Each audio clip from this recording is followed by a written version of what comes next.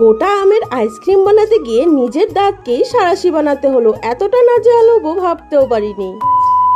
এই গোটা আমের আইসক্রিম ইন্টারনেটে এত ভাইরাল, তো আমিও ভেবে নিলাম আজকে এই আইসক্রিমটাই বানাবো। প্রথমে হাফ লিটার দুধ ভালো করে জাল দিয়ে শুকিয়ে নিলাম। তারপর একটা বাটিতে উষ্ণ গরম জল করে সেটার মধ্যে গুঁড়ো দুধ গুলিয়ে সেটা দিয়েও কিন্তু ভালো করে ফুটিয়ে নিয়েছি। তারপর দিয়ে দিলাম স্বাদ মতো চিনি, দুটো এলাচ থেতো করে, কাঠবাদাম আর কাজু বাদাম কুচি কুচি করে কেটে দিয়ে ভালো করে জাল দিয়ে শুকিয়ে নামিয়ে নিলাম। এখন আম থেকে আটি বের করার পালা। তো আমার কাছে না ছিল সাঁড়াশি, না ছিল চিমটা। অনেক হাত দিয়ে টানটানি করার পরও কিন্তু বের করতে পারছিলাম না আটিটা। তারপরে শেষমেশ আমি দাঁত দিয়েই আটিটাকে বের করে নিলাম। এর মিশ্রণটা ঠান্ডা করে আমের ভিতরে দিয়ে 24 ঘন্টা রেখে দিয়েছিলাম ফ্রিজে।